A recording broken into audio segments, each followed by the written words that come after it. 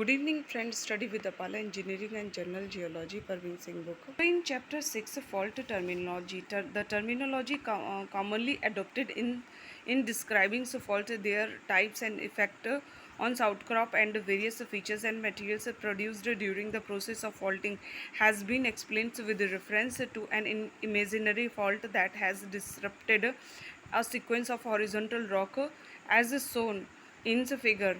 So in the first figure, the region is shown containing three layers, of which one second from below has been chosen by us as a uh, reference layer, and a fractures that has already appeared dividing the areas into two parts, P1 and P2. So no movement has taken place as can be clearly seen by the perfect alignment of all the layers standings on either side of the fractures in the second figure. However, blocks P2 is shown having gone down with respect to block P1 essentially along the fracture surface, which now can be called the fault plane, since in appearance it is a planar surface. Figure in C explain some terms with respect to displacement as seen in vertical cross sections of fault plane. It is the planar surface of fracture along which relative displacement of the blocks takes place during the process of faulting. So when it is not a planar, and the same surface is simply described as a fault surface. So in figure, don't forget to make a diagram with proper labeling. It actual in actual situation, the fault surface is rarely an exact planes, and hence it is better term as a fault surface. The fault planes or fault surface may be verticals, inclines or horizontal in nature. On the ground, the fault planes may be seen as a trace or mar, indications that there has been some disruptions in the strata along that lines. It is then called fault trace.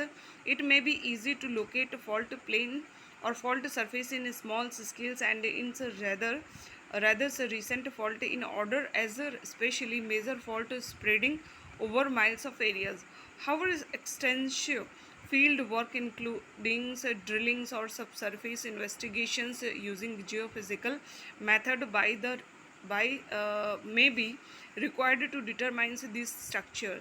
So in figure, a part of fault plane is shown exposed, and figure C, the same plane is shown in the section F2 and F3, dip and head.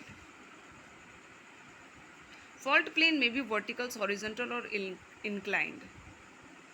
Inclined at any angles with the horizontal. The dip of the fault is its inclinations with the horizontal as measured in a vertical plane at right angles to the strikes of the fault. It is measured both in terms of directions of dip as well as the angle of dip. Just as is the bedding planes of strata, the strikes of the fault is the bearing or geophysical directions of a lines obtained by intersections of a horizontal planes with the fault plane. The head of the fault is the angles which the fault make with the verticals. In other words, it is the complementary to dip angles.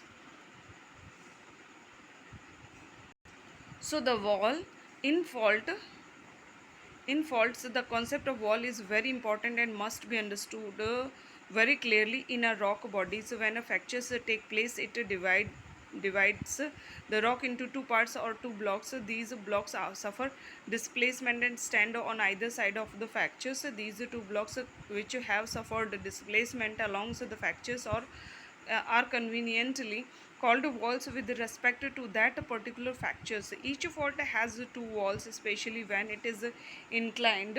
Even at the slightest angles, the hanging walls and the foot walls. The term hanging wall is used for that faulted block, so which lies on the upper surface of the fault planes, although it may be at a lower elevations compared to the other blocks. The foot wall Similarly, the term footwall is used for that faulted blocks which lies on the upper under surface of the fault plane or zone.